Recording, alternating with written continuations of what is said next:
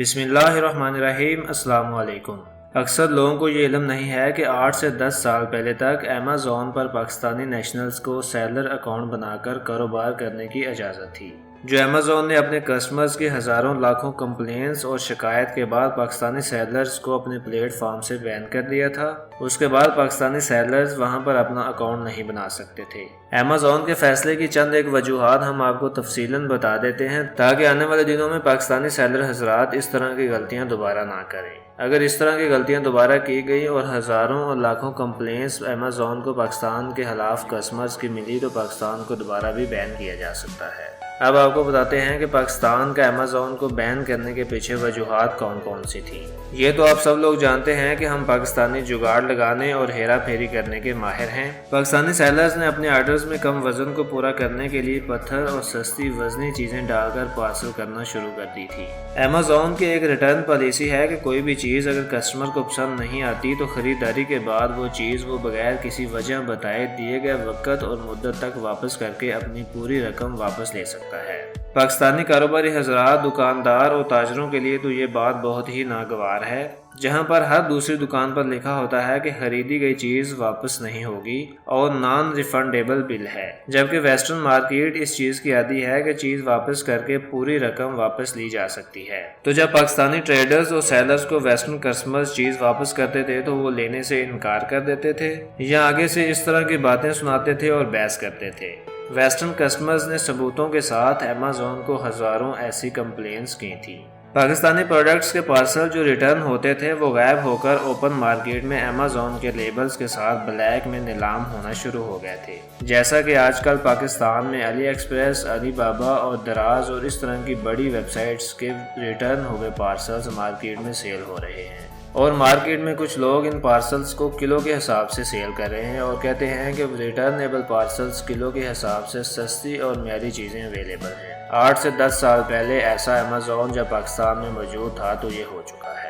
Pakistani business man, traders اور shop keepers اچھی communication نہیں کر سکتے تھے تو یہ کسٹمرز کی ای میلز، انکوائری اور کمپلینٹس کا ہفتوں اور یہاں تک کہ مہینوں تک جواب ہی نہیں دیتے تھے، اور جب جواب دیتے تھے تو بد اخلاق جواب دیتے تھے اور کسٹمرز کے ساتھ بحث کرتے تھے اور اسی بحث میں اپنے کسٹمرز کے ساتھ ریلیشن شپ خراب کر بیٹھتے تھے۔ پاکستانی سیلرز تصویریں بہت خوبصورت لگاتے ہیں، جیسا کہ آج کل دراز سے آپ کوئی بھی آرڈر منگوا لیں تو آپ کو جو چیز تصویر میں نظر آئے گی وہ پارسل میں آپ کو نہیں ملے گی۔ اس طرح ہی امیزون کے ساتھ کیا گیا کہ پروڈکٹس کی تصویریں تو اچھی لگائی گئیں، بالکل مختلف چمکتی ہوئی چیزوں کی تصویریں، لیکن جب کسٹمر کو پارسل ریسیو ہوتا تھا یا تو وہ چیز وہ کوالٹی کی نہیں ہوتی تھی یا پھر جس چیز کا آرڈر کیا ہوتا تھا وہ چیز اس پارسل میں موجود ہی نہیں ہوتی تھی۔ یہ بھی ایک بڑی وجہ تھی جس کی ہزاروں کمپلینٹس کسٹمرز نے امیزون کو کی۔ امیزون نے اس کمپلینٹس کو ویریفائی کر کے پاکستان کو بین کیا تھا۔ یہ چند بنیادی وجوہات اور کمپلینٹس تھی جو امیزون کو ان کے ہزاروں لاکھوں کسٹمرز نے ثبوتوں کے ساتھ دی تھی اور جن میں اکثریت پاکستانی نیشنل سیلرز کی تھی۔ ان سب کو ریویو کر کے متعدد بار وارننگ دینے کے بعد امیزون ایگزیکٹو نے فیصلہ کیا کہ پاکستانی سیلرز کو بین کر دیا جائے۔ اس کے بعد پاکستانی سیلرز اپنا اکاؤنٹ ان کی مارکیٹ پلیس پر نہیں کھول سکتے تھے۔ پھر ہوا یہ کہ اس کا حل ایسے نکالا گیا، کچھ ماہر لوگوں نے کسی مامے، چاچے، خالہ، پھپھو کے نام سے جو امریکہ، برطانیہ یا یورپ میں رہتے تھے اور پاسپورٹ ہولڈرز تھے، وہاں پر ان کے نام سے امیزون پر بزنس سیلر اکاؤنٹ کھلوا لیتے تھے اور آپریٹ خود پاکستان سے کرتے تھے وی پی این لگا کر، کیونکہ امیزون IP بھی ٹریک کر لیتا ہے کہ اکاؤنٹ کس ملک سے لاگ ان یا آپریٹ ہو رہا ہے۔ اس طرح بہت سے لوگ اس چیز کی ٹریننگ بھی دے رہے تھے اور پاکستان میں یہ کام ڈکے چھپے چل بھی رہا تھا، اور پروڈکٹس کی انکم بھی وہ امریکہ، برطانیہ یا دبئی کے اکاؤنٹ میں منگوا کر وہاں سے پاکستان منگوا لیتے تھے۔ پچھلے کچھ سالوں سے اس طرح ڈکا چھپا کام پاکستان میں بھی امیزون پر چل رہا تھا۔ اب ہر سالوں بعد اگر امیزون کی منتیں ترلے کر کے یہ اجازت دوبارہ حاصل کر لی گئی ہے تو امید یہ ہے کہ اس بار پاکستانی کاروباری حضرات، شاپ کیپر، ٹریڈر امیزون کا کسٹمر اور کاروبار سے متعلق ہر اصول کو فالو کریں گے اور جلد بازی میں برے رویے، فراڈ اور فوری زیادہ منافع لینے کے چکروں میں وہی حرکتیں دوبارہ نہیں کریں گے کہ دوبارہ کسٹمرز کمپلین ثبوتوں کے ساتھ امیزون अमेज़न हेड ऑफिस को दें और वो पाकिस्तान को फिर बैन कर दें।